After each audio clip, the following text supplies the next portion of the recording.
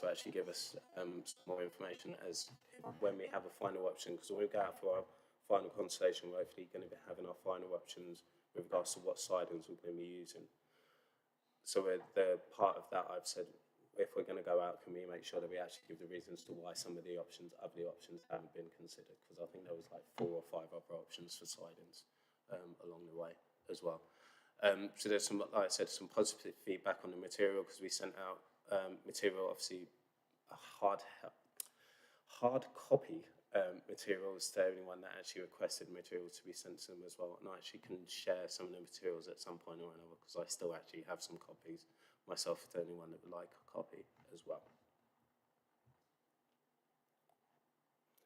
And some of the photos from some of the events that are out. We actually had this photo here actually shows, we had a full-scale model of the reservoir at the event as well. So actually people were able to actually, I think it's all well and good when you talk about a reservoir or you talk about any infrastructure project, but actually seeing it in person actually helps people visualize it a lot better with regards to it. So we had the size, we had the scale of it at all the 10 events that we went to as well.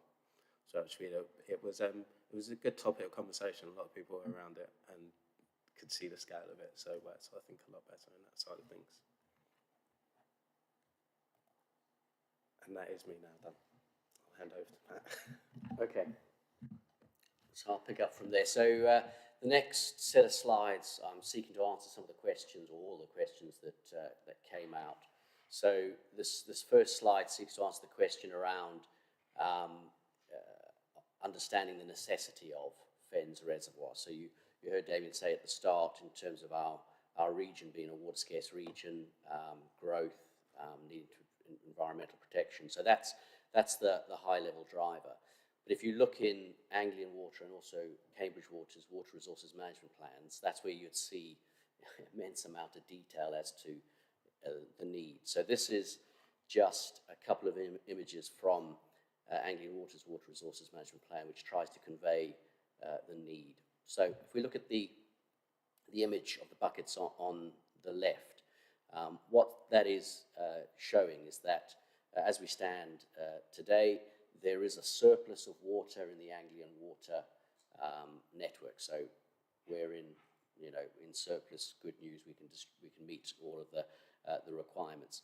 But as we look forward to 2050, because it's the 25-year water resources management plan, things change, and that put us out of balance, as it's shown here, in terms of supply demand. I'll work through those things that put us out of balance in a second, but that image on the right is saying the same thing in a different way. It's showing that the available water falls away, and so we're short of water as we get towards 2050 if we did nothing. Clearly, we're not going to do nothing, but it shows the seriousness of the situation. So what's driving that supply-demand deficit over the long term? License caps. So quite rightly, the Environment Agency are wanting us to leave more water in the environment so we can protect the environment. Environmental destination, what does that mean? Well, it's about looking forward to say, never mind how the environment is today, how much better do we want it to be in the future, particularly around the water systems. So that's driving some reductions as well of what's available, needing to leave more water in the environment. 1 in 500 year drought. This is a higher level of resilience than historically the water industry has had, but this is now a standard expectation across the water industry to be more resilient to droughts, and so we need greater headroom to be able to accommodate that. That's driving a change. And then clearly for this committee, climate change is important, and that the changing climate is changing the availability of water. So it's more complex than I could present briefly, but in brief, the heavier rainfall hitting the ground, running away to sea very quickly, not percolating into the ground, filling up the aquifers and being available to abstract into our reservoir. So the changing patterns of the rainfall means there's less water available in our resources than historically there would be. And then growth as well. So growth is a driver. So that's what's driving the need. And what this slide says, but also the next slide, if we click on to that, shows is that the answer isn't simply to create more resources. That's not the first place you start. We need to start, first of all, by making best use of the existing resources. So how can we become more water efficient, driving down our leakage? How can we help our customers to do that? That's the demand management that we talk about. And Anglian Water, in the 30 years that I've been there, has been very successful at maintaining the same sort of level of input into the distribution system despite growth as a result of communities and ourselves working together to do that. But eventually you get to a point where you do need additional supplies, and that's what we are seeing. And so the third element of our three-tiered approach is to develop these two reservoirs, Lincolnshire Reservoir, which we're not talking about today, and the Fens Reservoir to support us. So these are significant strategic water resource options. The last reservoirs Anglian Water built and commissioned was in about 1980s. So it's been a while. As well as the reservoirs, our 25-year water resources management plan says that there are other supply-side solutions that we need. We call them adaptive future resources. That's because depending on how things change into the future, we may need to bring them forward or push them back within our plan. But that in the plan does include other development of resources such as desalination, for example, does sit in there.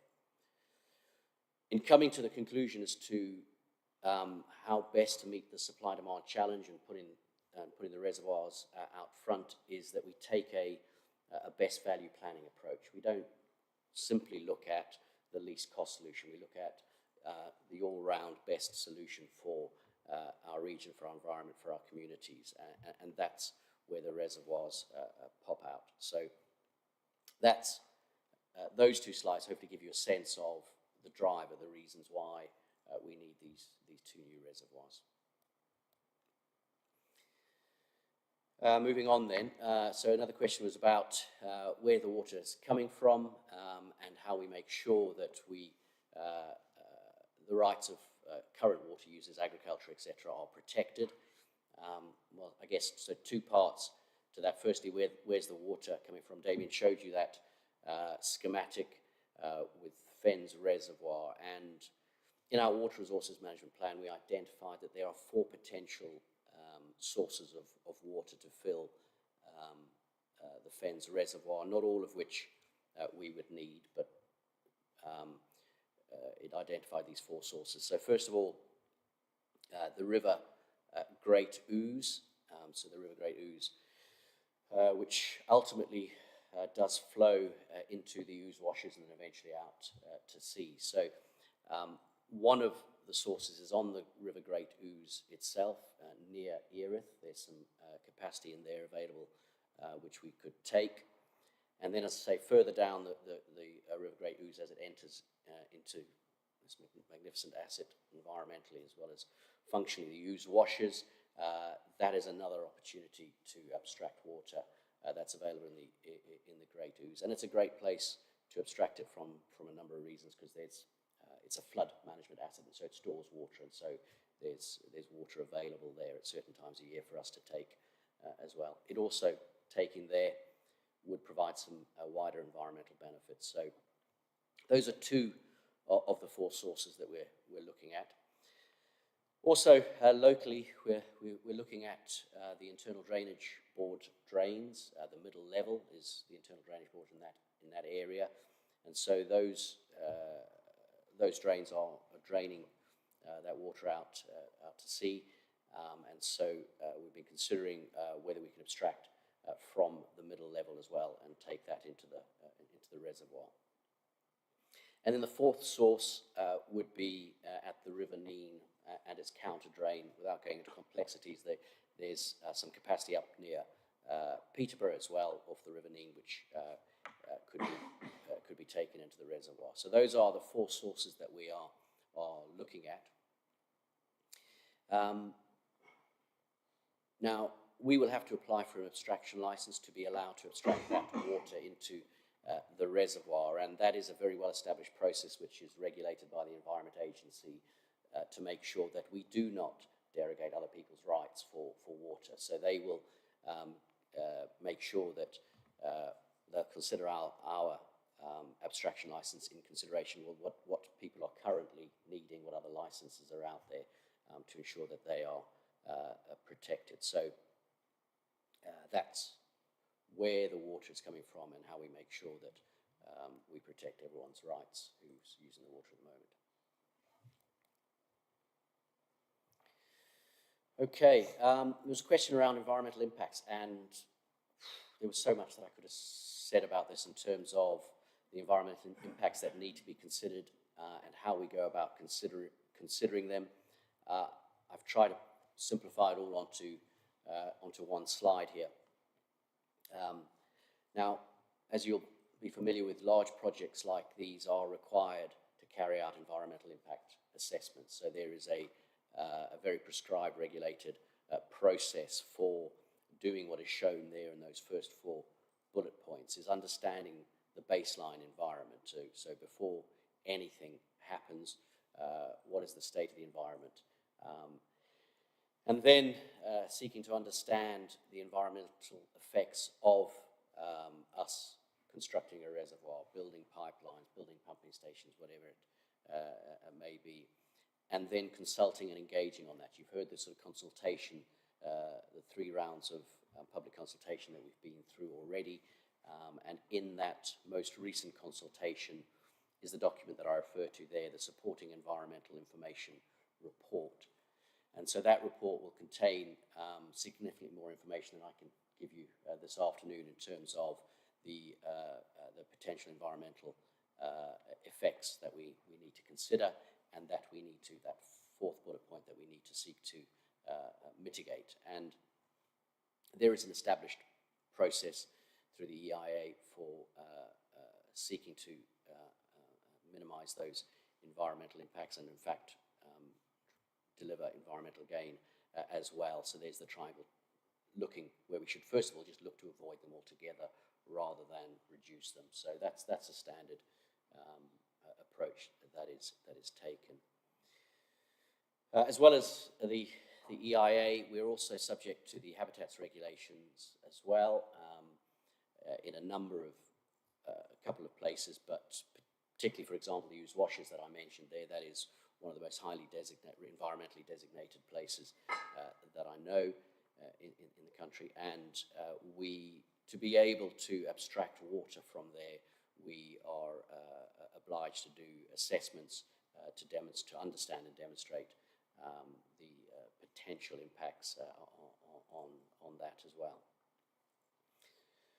So that's a little bit about the how. There was also a question asked around the biodiversity net gain, which again, I'm sure you know that schemes like this will be required to at least achieve the statutory 10% biodiversity net gain. Now, we will, of course, be seeking to do that, and the images that you would have seen of Fens Reservoir, which are artistic impressions, but they're how we're hoping it will eventually develop.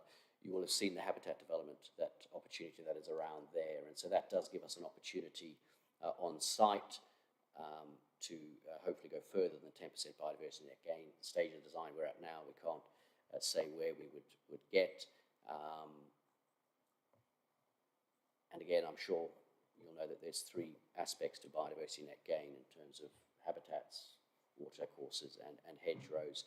So we've got to achieve the 10% on all of those. We will have a preference for developing it on site, and the biodiversity net gain metric encourages you to do that.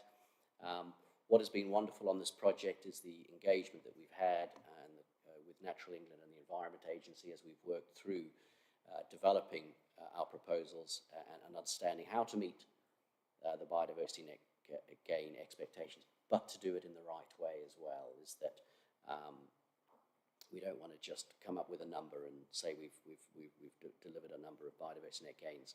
There are ways in which we can do it, which add greater value. So we're working with them as well. Of course, the local nature recovery strategies, which set the direction for how to deal with nature in the area. We are seeking to align our approaches with that as well, so we can make a significant contribution there. Ultimately, all of this needs to be secured with the necessary funding and legal agreements for the 30 years that we need to do it. And the last bullet point just talks about the approach that we are taking, or my colleagues are taking in ecology, to making sure that we deliver biodiversity net gain as expected and in the right way. So that's the environmental impacts. I'll keep moving on. So next, there were questions around the carbon impact, the greenhouse gas emissions associated with this scheme. This is an early assessment, and it will be wrong as the design develops. Different numbers will come up. It's based on an early design freeze, but I wanted to just give you a sense of that. Making sure that we understand, we measure, manage, and reduce carbon is absolutely central to this project. And it is worth saying that it is Anglian Water seeking to develop this project and get a development consent order, and it does have a reputation for being a leader on driving down its carbon emissions, particularly associated with construction. And there is, we can get fixated on it's being a reservoir, but you would have seen again on that image that Damien showed earlier that the water is being brought from quite a distance and it's being transferred quite a distance. So there's quite a bit of pipe work, there's pumping stations as well, and that's the graph just tries to break out the different aspects of the project. And yes, once it's in supply, it will have a water treatment works using lots of energy, lots of chemicals. It will be pumping water from a distance. The significant element of the carbon footprint sits in the construction of the reservoir itself and all the associated infrastructure. So we need to be very aware of that and do everything we can to drive that down. And then the pipelines are the second biggest source of greenhouse gas emissions. So that's, as I say, these numbers will go up, I'm sure, as we develop the project. The next slide. So that's the potential scale of the carbon footprint, but this is about how we need to develop the project to drive down that carbon footprint and to ensure that the solution that we develop is resilient to the changing climate. Two elements I've brought out here, one of which is these reservoirs have to be developed in line with the National Policy Statement for Water Resources Infrastructure. That we have to meet the expectations in there and demonstrate to the Secretary of State that we've met those expectations if we are to secure a DCO, a Development Consent Order, for this project. And that NPS, the National Policy Statement, puts expectations on how we measure, manage, and reduce carbon. So it expects us to look for energy efficient technology, to consider renewable energy sources, and even consider offsetting measures as well. So that is something that we are doing as a project, looking at those opportunities and seeing which are best suited to this project and how far we can go with them.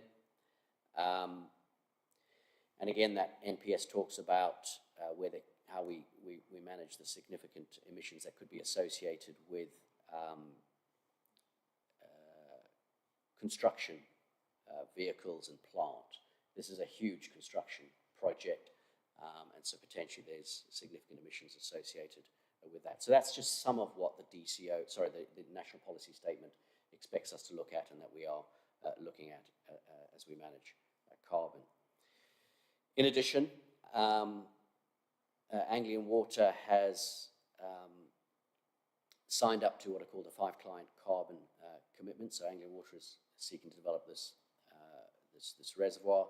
And these are commitments which clients involved in construction have highlighted the 5 things that we really need to focus on to drive down carbon. So it's about engaging with our supply chain through the procurement processes to make sure everyone's incentivized correctly around carbon, and then focusing on where the biggest hotspots are typically in construction projects around fossil fuel use, concrete and steel.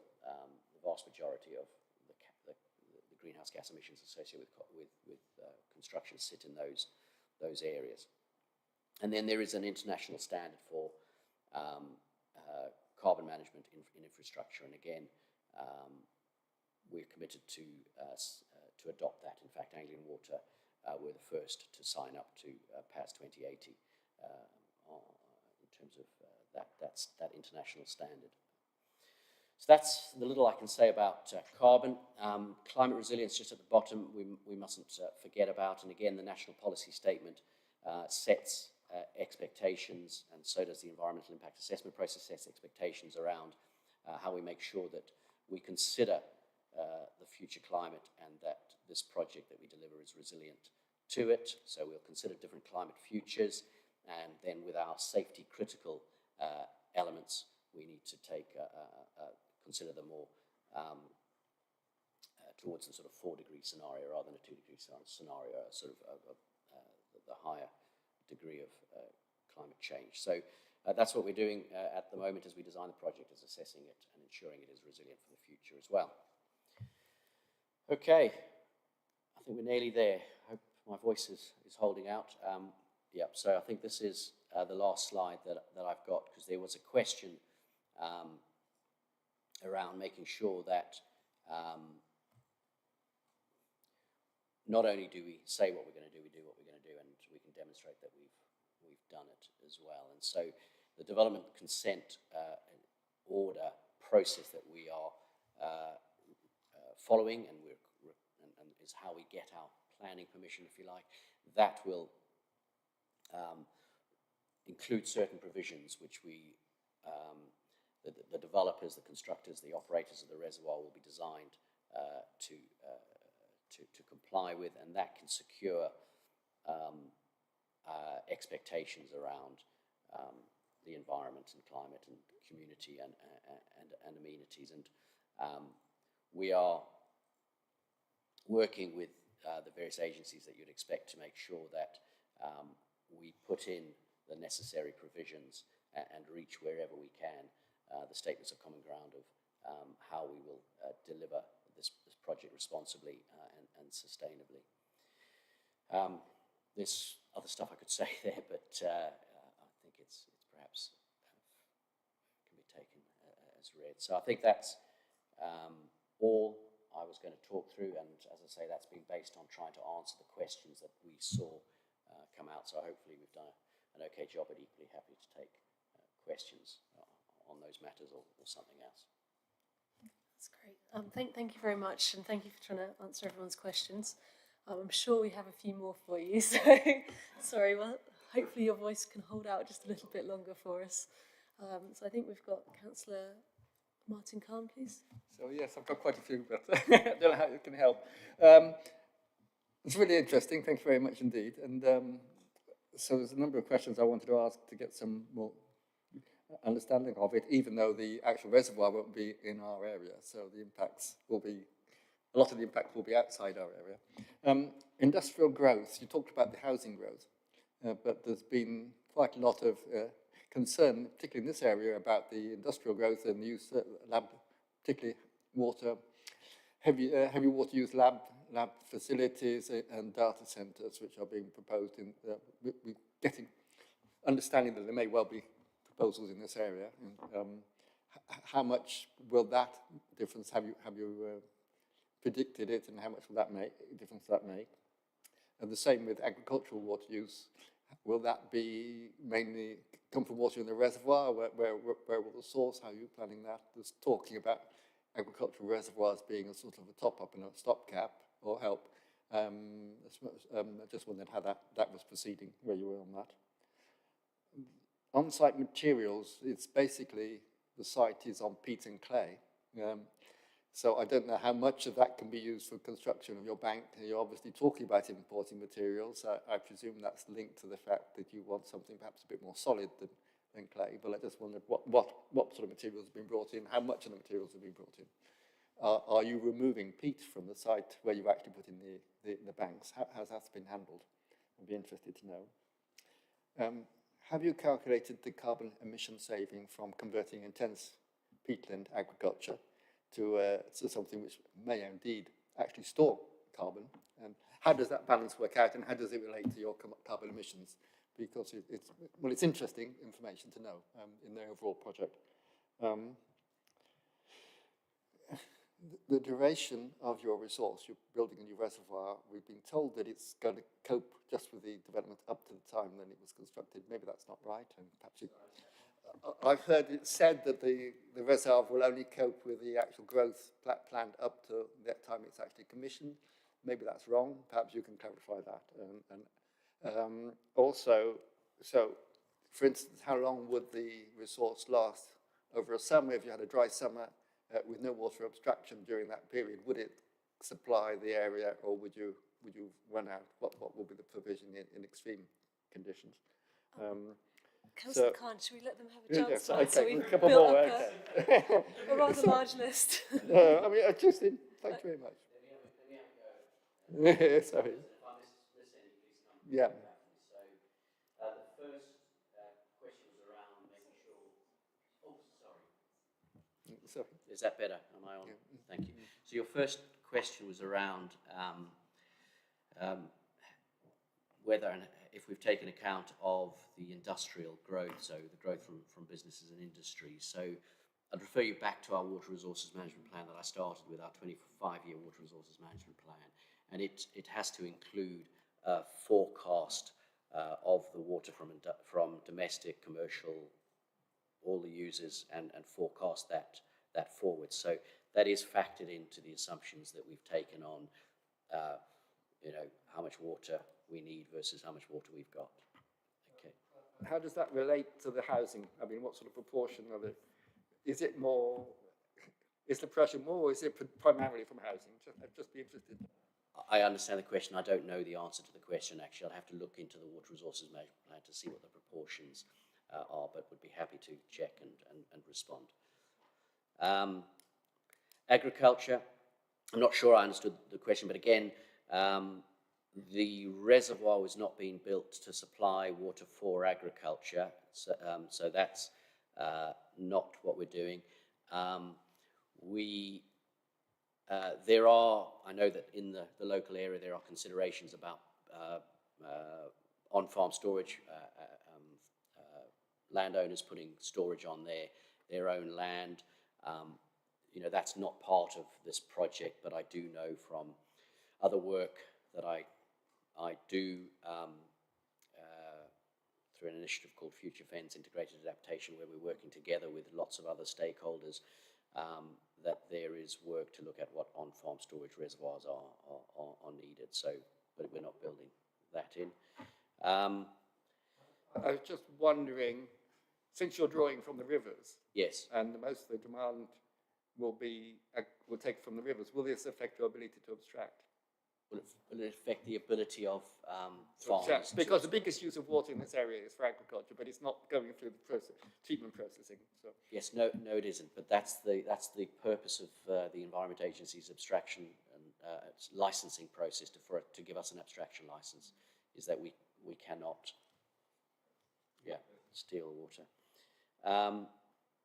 Then you asked some brilliant questions around on-site materials, and these, very good point. So yes, you're absolutely right, is that the siting of this reservoir, one of the reasons it's been sited in the location that it has, is because we need to build on a clay wherever possible, and so in the siting of the reservoir, we have deliberately chosen an area and looked at the geology and sought to find where we could minimize what's called a cut-fill balance, is what we take out of the ground, take off site, and what we bring in. Again, that's just responsible stewardship of the environment is to choose an area. So yes, we've chosen an area where we will be able to dig into the clay and then create the embankments around the area with that clay. The peat is a challenge. It is in an area where there is peat, and we are still wrestling exactly with how we're going to deal with the peat to make sure that we deal with it appropriately for a number of different reasons. You know, carbon emissions is something you mentioned. Again, if that's not handled appropriately, that can dry out and release greenhouse gases. So one of the things we're considering, and you would have seen the wetlands around the area, is about making sure that we can whatever peat we take out can be kept locally within the wetlands. But there are other considerations as well that we're taking account of. So I think that deals with the sort of clay and peat and the import export, not necessarily perfectly, but come back at me if that's okay. Which I guess leads on to the carbon emissions associated with land use, which you raised. And that is, it's not a very mature science, as I'm sure you're aware at the moment, in terms of having a good understanding of how, when you change agricultural land into a reservoir, what the balance is on carbon emissions. But it's something that we are looking into and seeking to get an understanding of. But most construction projects in this country have a good grip on that. But this is something where we can we want to get a better understanding. Growth, does it deal with growth just only up to the time of its commission?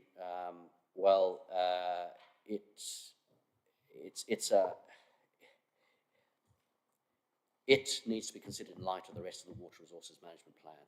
And that rest of the Water Resources Management Plan is just a rolling 25 years. So we're always making sure that, the reservoirs can meet the necessary growth. So, and that's that adaptive plan that we move back or forward depending on what's needed. And then the last question that I picked up was around how we would cope with dry summers, with droughts. So again, that's, I mentioned early on, is that we're raising the standard of resilience to droughts so everything that we've modelled in terms of water resources is to cope with a 1 in 500 year plus climate change drought scenario, so that we would be resilient to that. So in most of the time, the water is there, and then it might get a bit squeaky 1 in 500 years plus the climate change on top of it. So that's a quick rattle through some of the answers. Councillor Khan, could you put your microphone on, please? And do you have many more? No, that's not. No? It's quite short. Okay, thank you. You talk about releasing surplus to streams at the water treatment plant. The one that's near Cambridge. It's marked on your map. You say surplus going to streams. So presumably that's surplus water. When you have too much water coming through and you don't need it, you get surplus. How are you? I mean, I presume that may also be part of your release for environmental reasons to maintain the chalk streams. Will that be part of that, or how will you release water for environmental reasons? I just wonder how that ties in.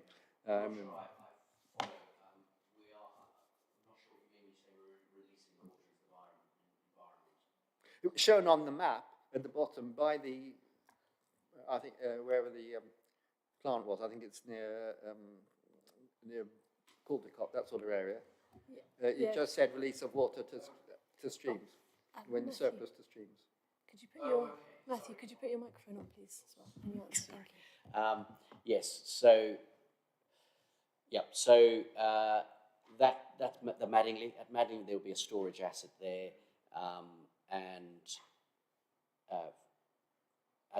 For emergencies, if that storage overflowed, we need to be able to release any of that water back safely and appropriately to the environment. Now, that's not a normal operational situation. That is, an exceptional event, but we've got to design our assets to be able to cope with that sort of scenario.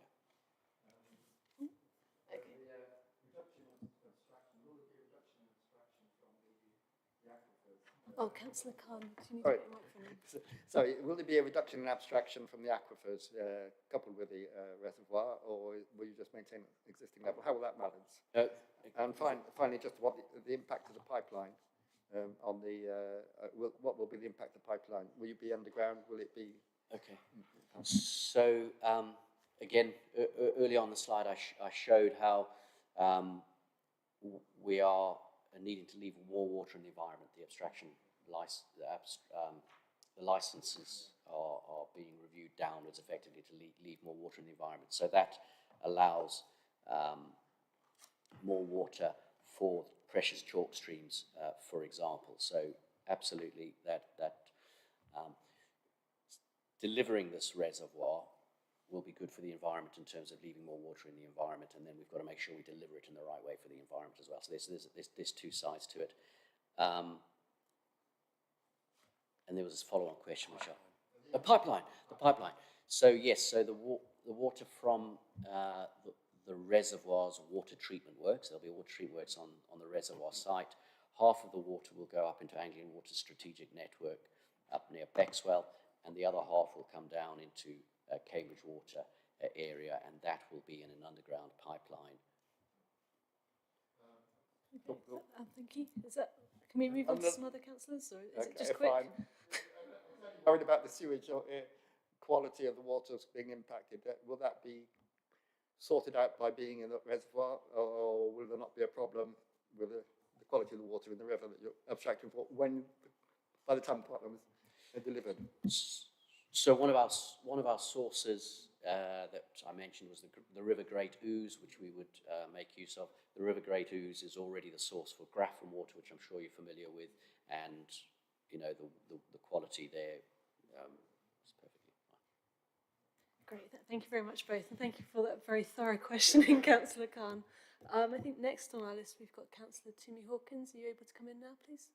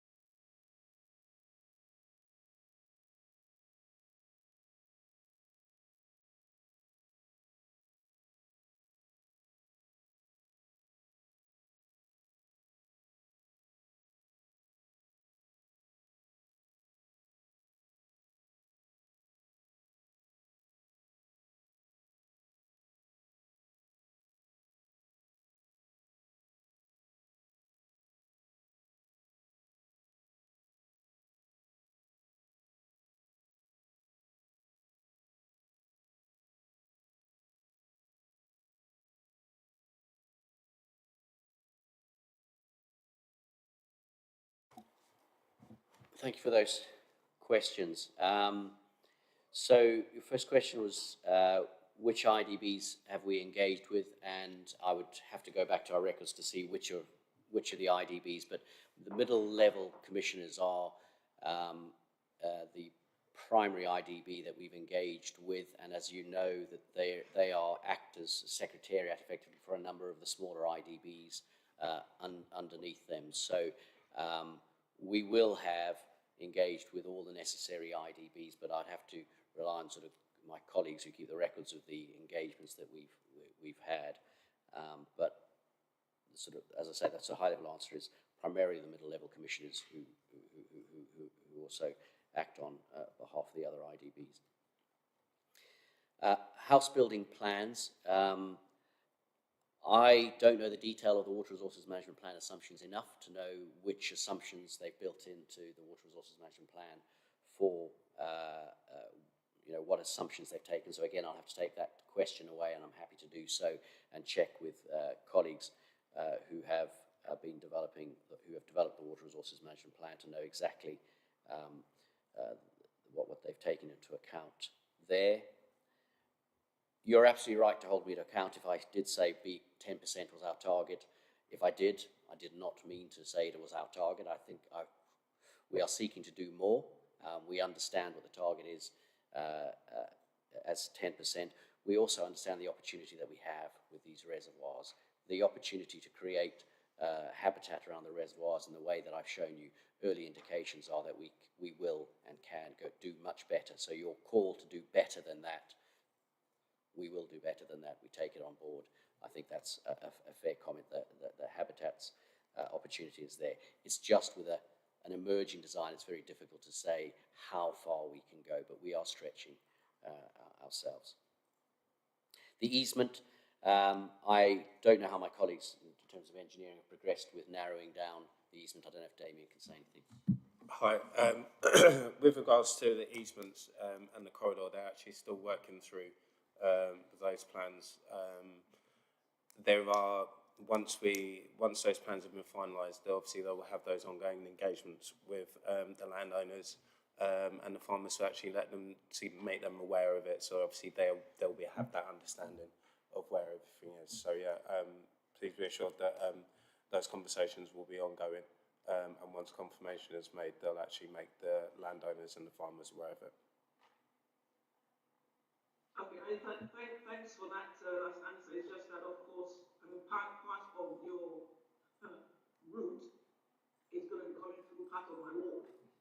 I'm aware that there's concerns, passing on the landowners. Yeah. Which is closer to the margin again. Yeah. Down there. We have the land agents, and we have we'll have those conversations with land agents and the landowners. So once that, like I said, once that has been confirmed, they'll obviously have those conversations. But be assured that there's always ongoing conversations with landowners, because obviously they are they'll be a main stakeholder because of the pipelines. We need to be having those ongoing dialogues and ongoing conversations with them. Thank you. If I may, Chair, just back to the BNG point. Sure. I'm still.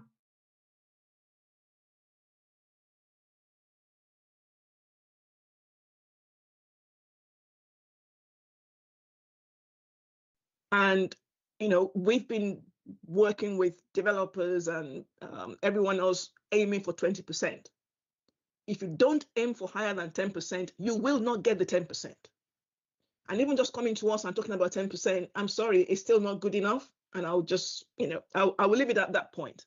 But be aware of what the local policies are, of the things that we are hoping to achieve, so that at least, right, you can be seen to be working with us, not against us. Thank you. Okay. Thank you. Do you want to come back? I've taken on board. We are seeking to achieve more than 10%. There are those three dimensions of biodiversity net gain: the habitat, the land-based ones. I'm confident of what we can do there. In terms of the ditches, that becomes a lot more challenging with Fens Reservoir, which is covering an area which is a huge number of ditches. So to recreate 20% of ditches is a challenge and may not be the right thing for the environment. So we've got to look very carefully at that. So we are being ambitious, and we will hopefully not disappoint you in the long run. Great, thank you, and thank you for your commitments to come back to us with some of the information that wasn't available as well, so thank you. So, Councillor Sandford, is your question still needing to be asked? I believe it does. Thank you, Chair, and thank you, Matthew and Damien, for your presentation. I actually got two questions. The weekend, I actually took the train from Cambridge to Ely, March to Peterborough. It seems like most of the fens are flooded at the moment. So I don't doubt the water's there. Are you expecting to do any earth moving, creating new ditches or whatever to get the water where you need it, or are you just letting nature take its course? And the second question, if I understand the geography correctly, there will be an underground pipe coming from Swavesey to Madingley, which I believe will have to go either under the A1303 or the A428, both of which are major commuter routes from my residence. Do you think you'll be able to put the pipeline in place without causing major traffic jams in that area? Thank you.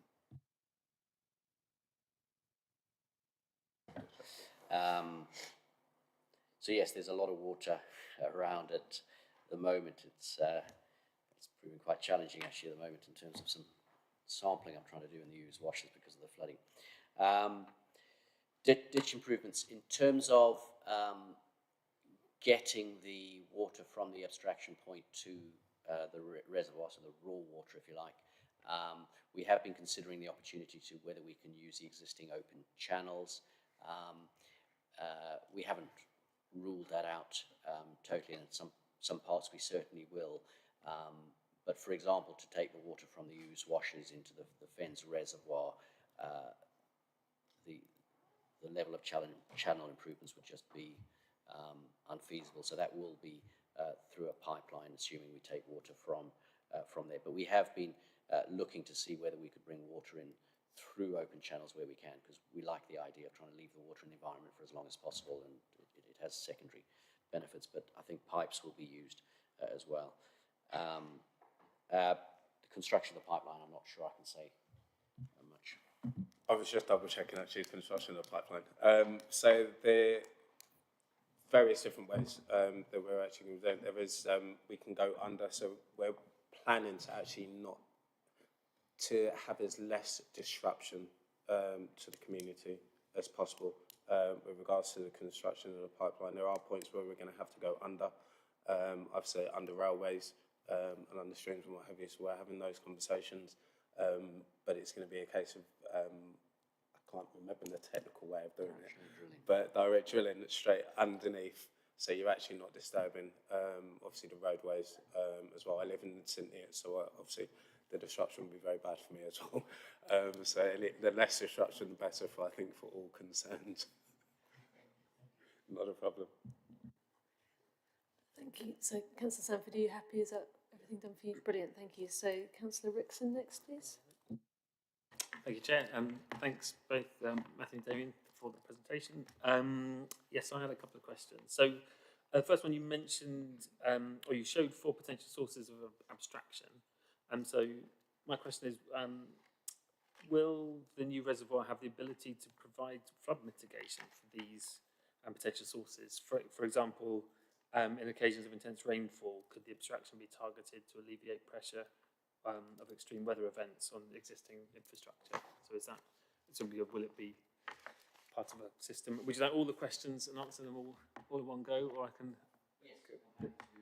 I'll keep them coming then. So next one you've already covered when you by Councillor Khan. I was interested to know about how much materials would be extracted from site, how much would be reused, and then if it was to be transported from site, how much and where. I think so. You've touched on that.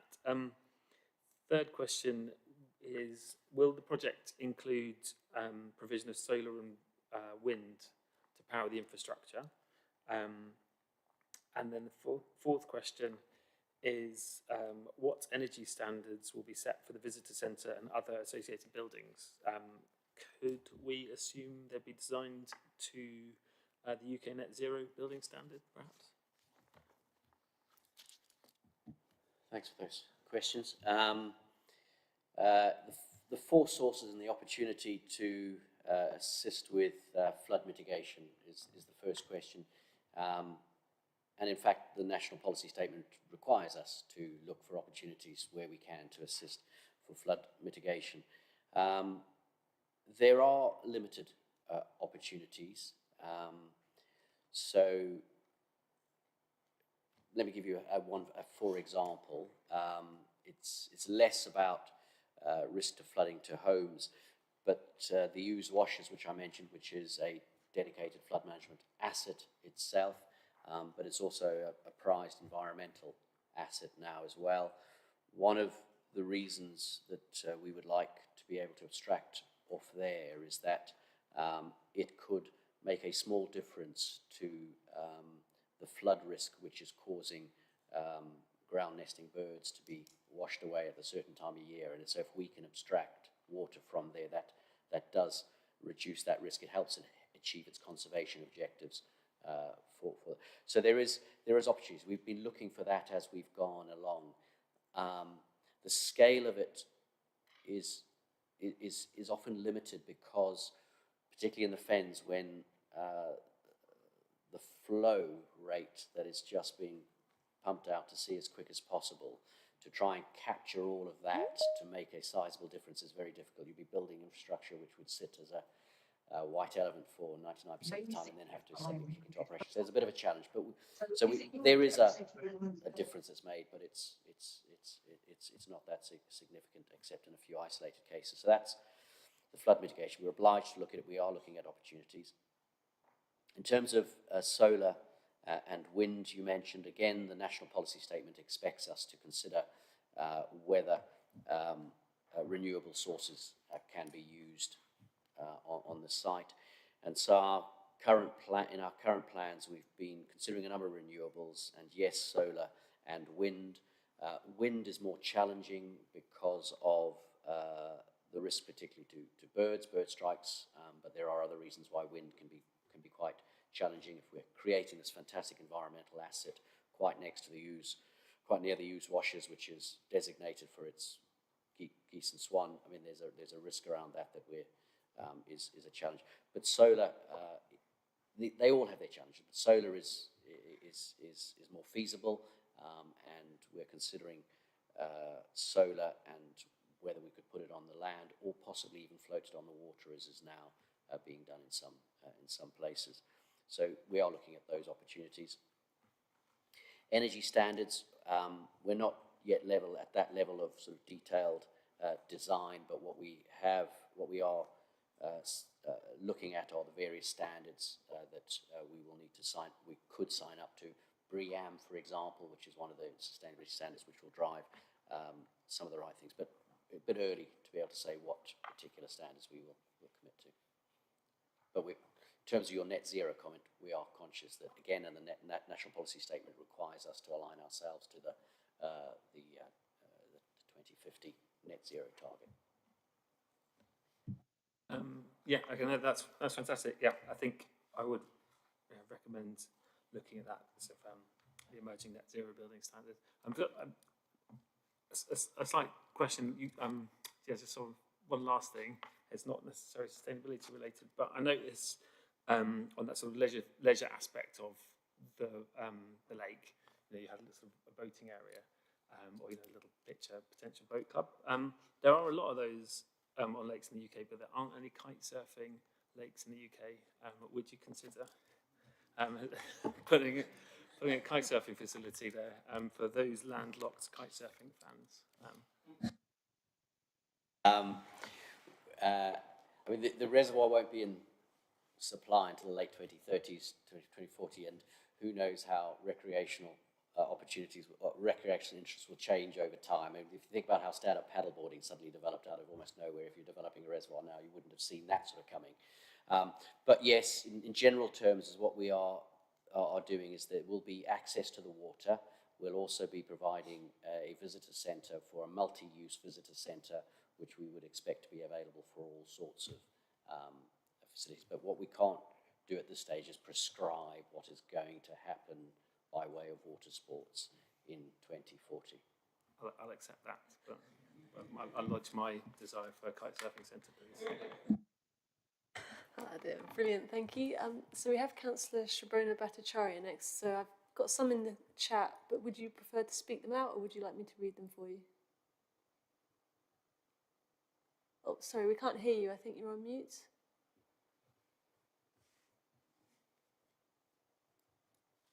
I put those questions on the chat box so that on your laptop you can see them, or it's much easier to see them.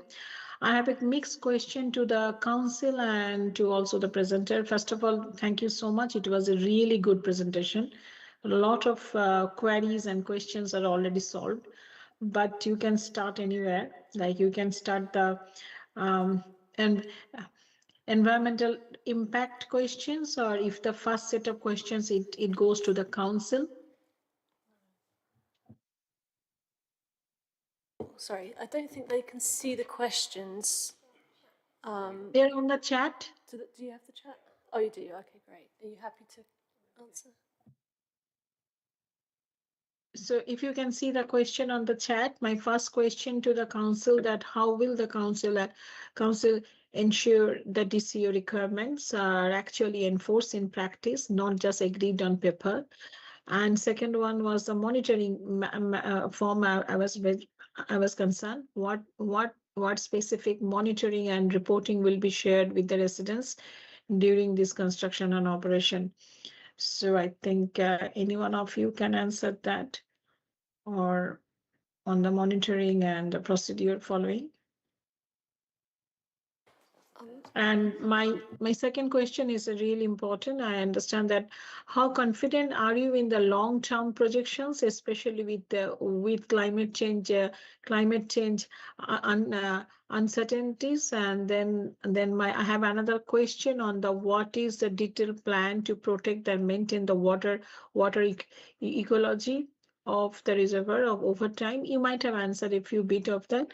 How will the biodiversity and wetlands be monitored, and who is responsible if the targets are not met?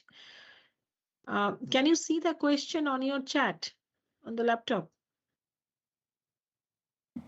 Sorry, can I ask, the first two questions that are on there, are those directed towards the council, and we're answering the ones on how confident you are in the long-term projections, especially with the climate change uncertainties? Yeah. Yeah, so we're answering the bottom ones.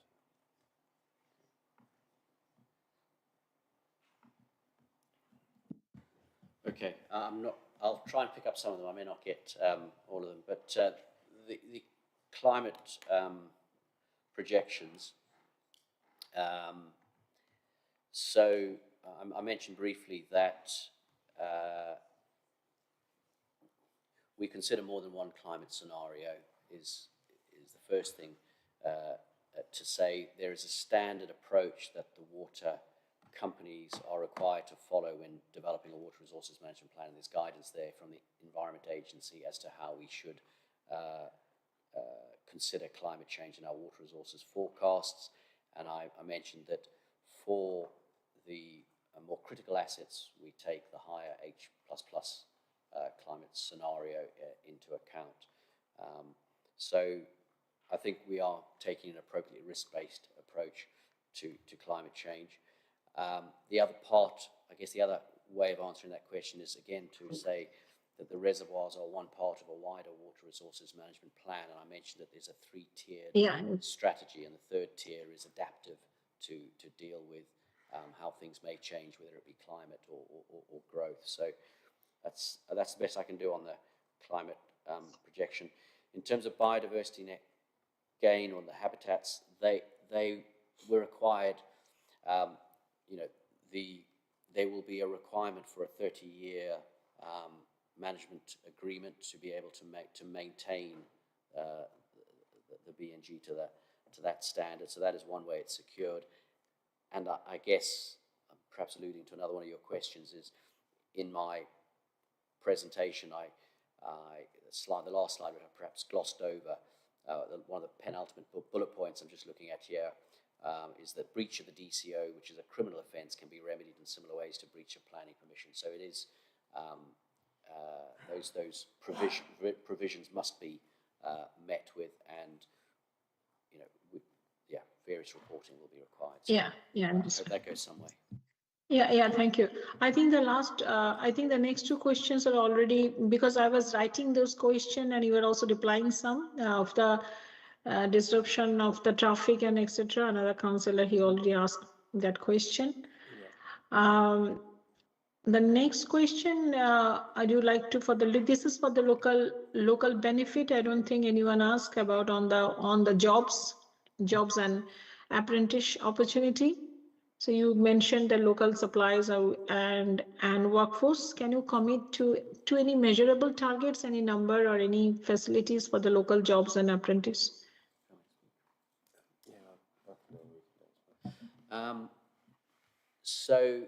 As to measurable targets around local jobs and apprenticeships, no, we have not set measurable targets as yet. It would be too early to do that credibly, if I'm honest.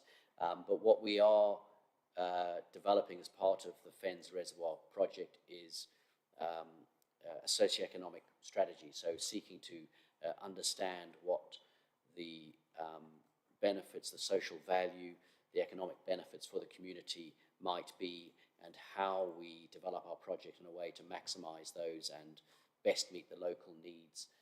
So, for example, we will want to maximize local jobs and apprenticeships. This is something that Anglian Water has had a track record in doing. We support the Green Skills Academy, for example, in Wisbech, and we provide, so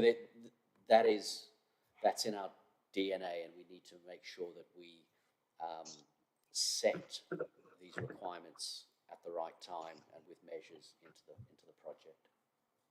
Okay, thank you.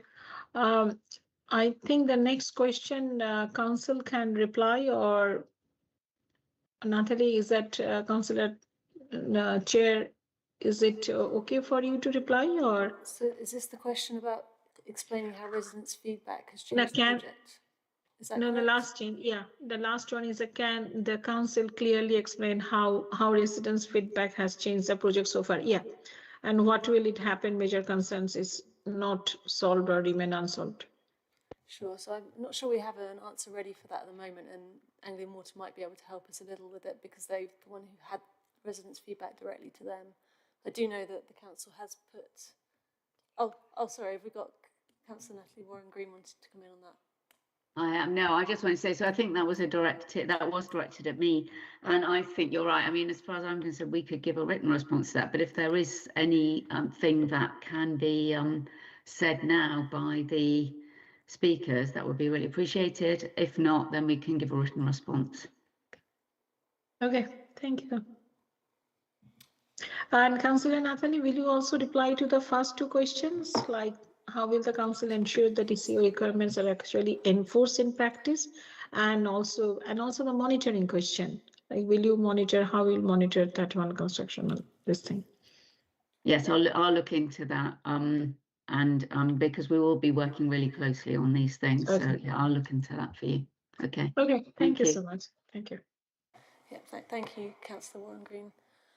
I think we just have Councillor Khan with his final questions. Just a small question, but it's interesting. The term negawatts, I don't know if you've ever heard of it. It's where you'll be using energy primarily for pumping when the operation, or large element of pumping when the operation is the reservoir is in use. How do you plan to balance the use with peaks and troughs in demand, electricity demand, because obviously we're going much more to intermittent sources, therefore it becomes more important. And pumping would seem to me to provide opportunities, in particular for not pumping when you have peaks to balance demand and supply, which can be very useful. But maybe I'm wrong. Maybe you have to pump all the way through the winter. I just wondered what the opportunities are and whether they've been looked at. And whether the design of the pumps, for instance, which might therefore have to be larger if you use it for when you've got supply and to be able to not pump at certain periods. Has that been taken into account? Because it seems to be a real potential there.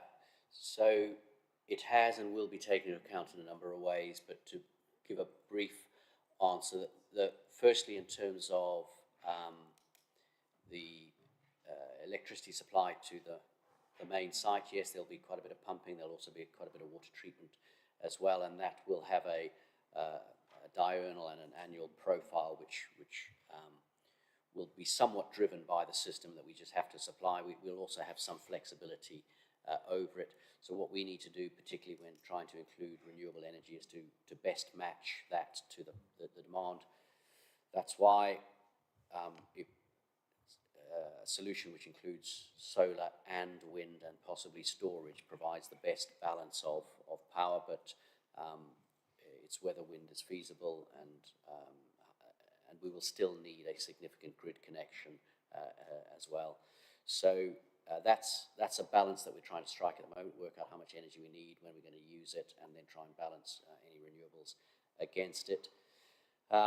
Anglian Water is very experienced at managing its demand and in response to tariffs, and also in response to pinch points on the grid as well. So for many years, Anglian Water has been able to flex what it uses in response to that as well. And so that flexibility will need to be built into the assets and operating system that we build as well. Thank you very much. Is that everyone had all the questions answered? Brilliant. Well, we thank you so much for coming and speaking to us, and for your stamina today as well. So we are very, very grateful to hear about what you're doing and all your efforts to make it as environmentally sound as possible, and we hope that that goes well, and that you can perhaps come back and tell us when you've got more progress and more information that you have for us. So we thank you, and that's really good, thank you. So I'd like to propose a 5-minute break just before we move on to the rest of our agenda. Yep, is that okay with everyone? So yeah, if we just go offline for 5 minutes, and then we'll come back and continue with the agenda. Thank you, everyone.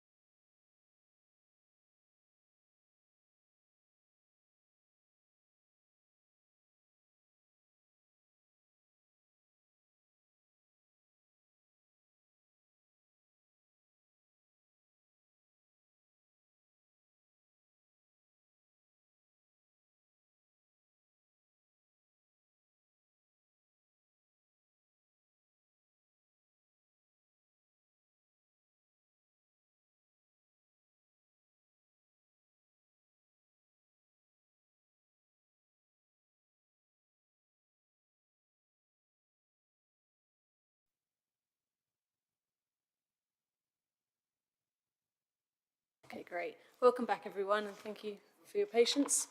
And we're back on agenda item 7, which is the Materials Recycling Facility 1-year review. We've got Rebecca Weymouth-Wood here today to present that to us. Are you okay to do that for us? Yes, thank you. Thank you. I'll make a start. We're a year in now to our recycling contract, which we hold with a company called Regen. Started last year, March 2025, and it's a contract for sorting all our recycling through a materials recycling facility, which is based in Newry, Northern Ireland. So this report brings an update on how the contract has performed over the first year, and it's also informed by the 2 visits we've now had to the site. In summary, overall, the first year of the contract has been successful from our perspective, both in terms of how the material has been handled and also the processing of the recycling, and also the relationship with the contractors, which is an added bonus. So I think the points to highlight really are is that we continue to get the monthly reports from the contractor on time, and they show the amounts collected and the composition, and that's quite important for our national reporting provision, mandatory reporting. The contractor is managing to optimise the number of lorries that they use for the haulage, and also the amounts loaded onto the lorries, which is quite important to try and maximise that to optimise the transport. And also it ensures that there's no backlog of materials in the waste transfer station. So that's going well. The material continues to be sorted and recovered effectively, and the plant continues to extract 96% of all the materials it sorts to send that for sale. Overall, their aim is to sort of maximise the value from everything that it sorts, even the stuff it doesn't really want. They try and get something from it. So the plant only has about 4% process loss at the minute.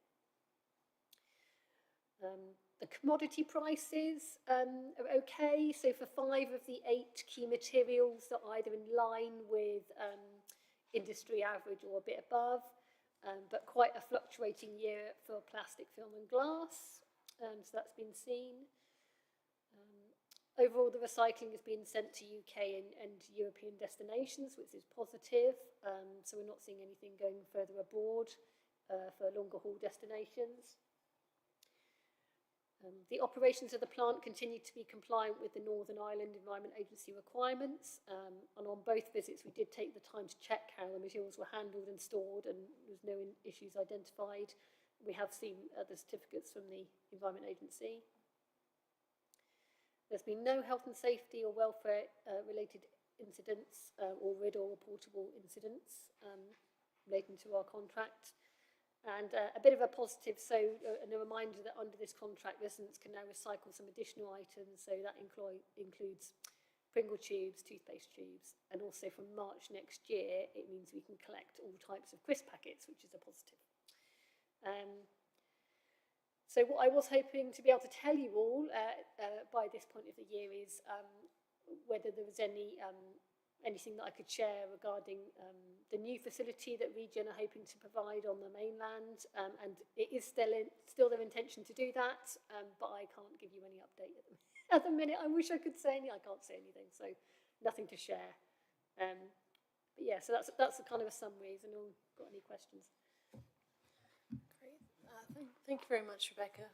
We're really grateful that you keep bringing these reports to us, because we know that it is important to residents, and this is one area where we've had questions and have made this commitment. So thank you very much, even if it's not quite the answer that people might be hoping for just yet. But it's good to hear that you're still on the case on that.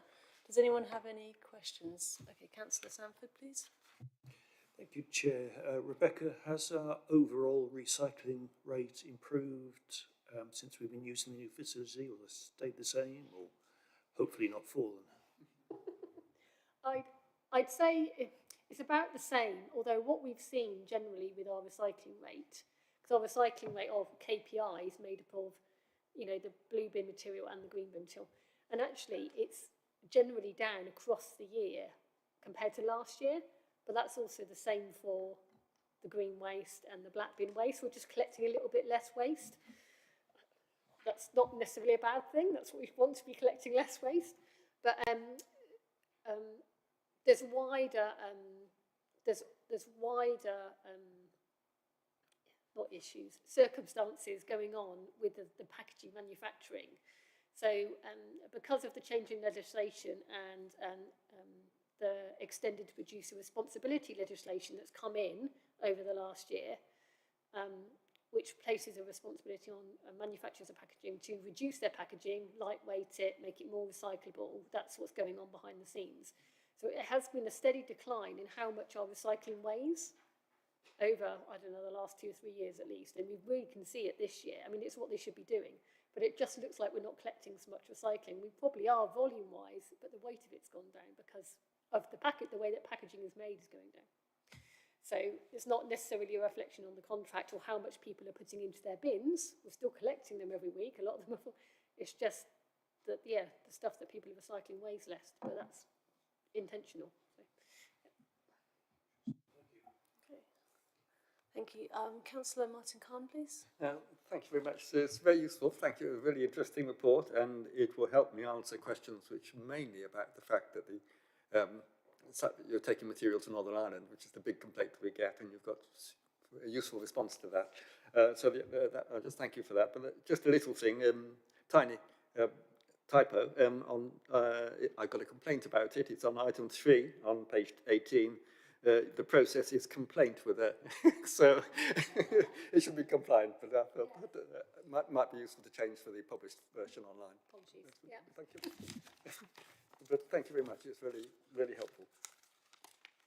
The one other item, on the destinations, you've put Holland and the Netherlands. I don't quite know whether they're meant to be the same or because Holland is a region in the Netherlands, so it may not be. Yes, they probably should. I think I was looking at probably 2 different destinations in the same country. So yeah.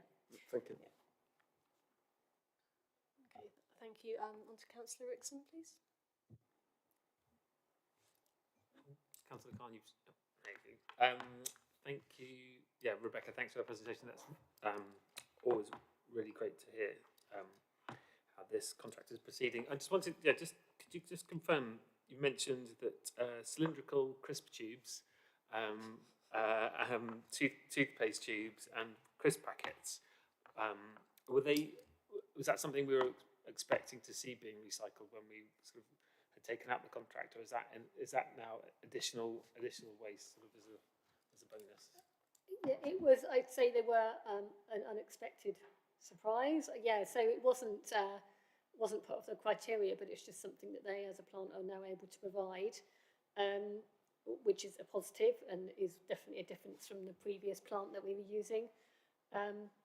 And with the crisp packets, I mean, from March 2027, there's going to be a change where all MRFs have to collect plastic film. So it's not the case at the minute that all councils collect that for recycling, but they're going to have to from March next year, this time next year. So that means all the MRFs are gearing up to take on that material. We have already collected it. You know, we found Regen who were already able to handle that material. But it just means that, you know, we've asked them about what other plastic film would they be able to take, and plastic crisp packets is one of them. So, yeah, they're going to have to start handling that. So, big challenge for all MRFs, really. Fantastic. Thanks. That's really good to know. Okay, thank you. I don't see anyone else with any questions, so I think we'll move on. But thank you very much for coming back to us again on that. So, item 8 is the Net Zero Villages Grant Scheme update, which we have Madeline Foster here to present to us. Thank you, Chair, and good afternoon, everyone. In 2024, the Cambridgeshire and Peterborough Combined Authority, the CPCA, awarded South Cambridgeshire District Council just over £402,000 to deliver the Net Zero Villages grant scheme, 10% of which could be allocated for programme management costs. Other local authorities in the area were also awarded funding. This funding was provided with the aim of enabling its constituent districts to support rural communities to deliver capital projects focused on reducing greenhouse gases. The fund was for capital projects on community assets. So projects were accepted under 3 categories, and these were tackling energy use and or supporting energy efficiency or retrofit to community buildings, enabling access to public transport or access to local services through low-carbon transport, and nature-based solutions to tackle overheating in community buildings. The funding was designed for projects which demonstrate value for money, encourage behavior change within the community, encourage wider community participation, and offer solutions that can be replicated elsewhere. The scheme ran from the opening of the application window on the 11th of December 2024 to the end of project deadline, which was the 28th of February 2026. In line with the report recommendations from the Grants Advisory Committee, 9 projects were selected, the details of which, including the financial breakdown, can be seen within the report.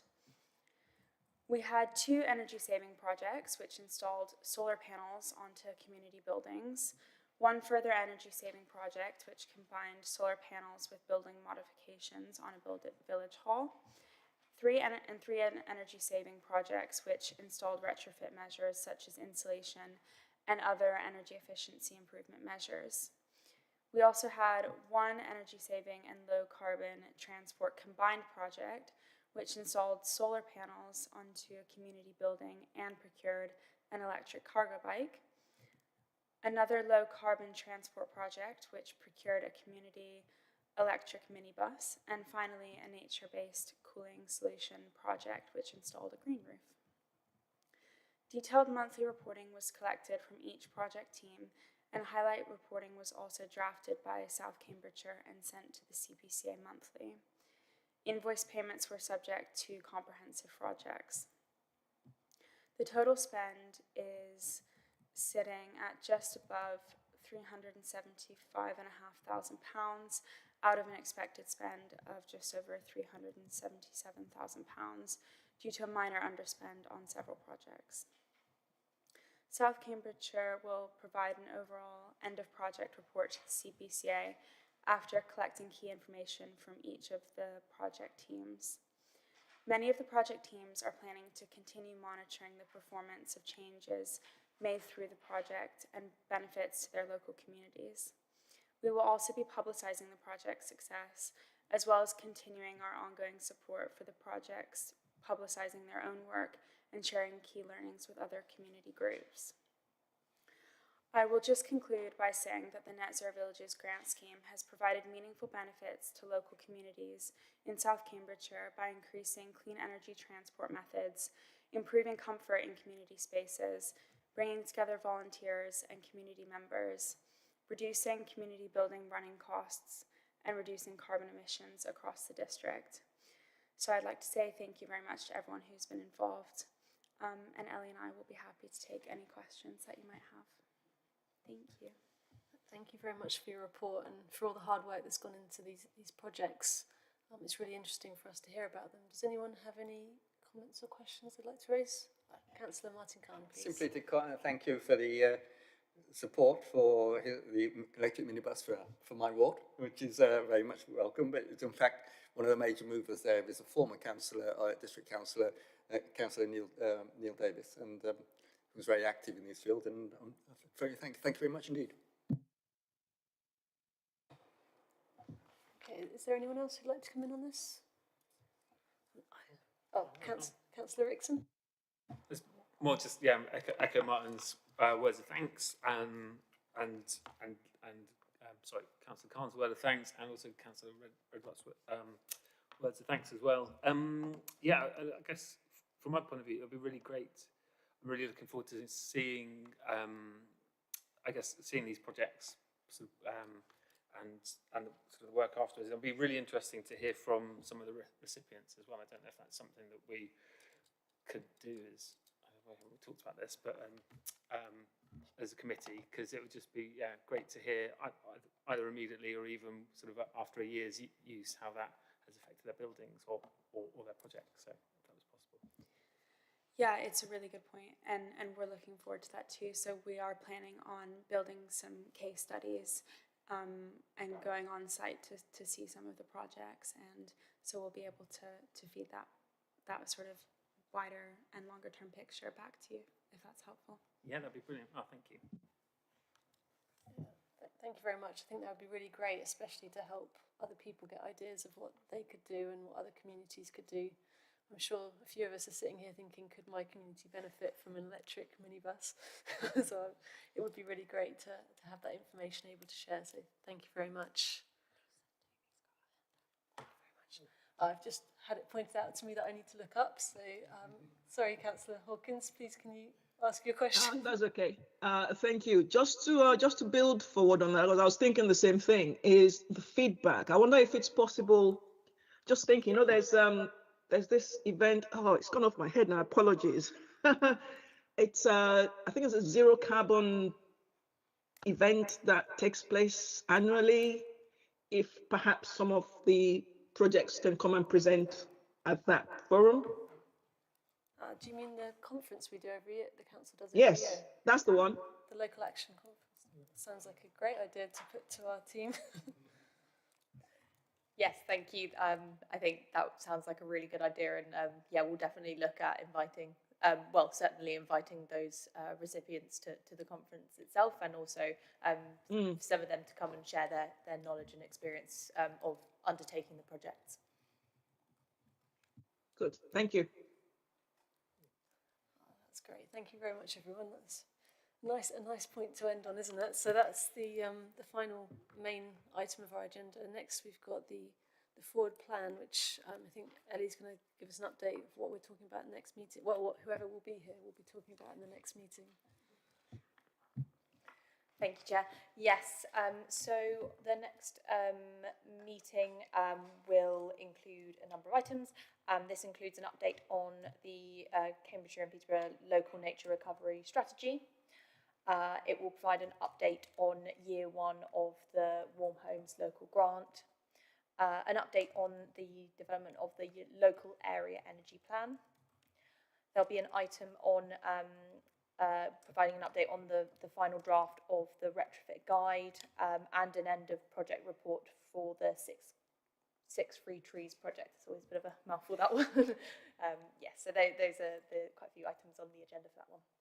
Thank you. That does sound like a busy one. Thank you very much. So that brings this meeting to a close. So this is the last SEAC meeting before the May election. So I'd just like to thank everyone for their support and contributions to this committee. And yeah, thank you again for your attendance. Thank you.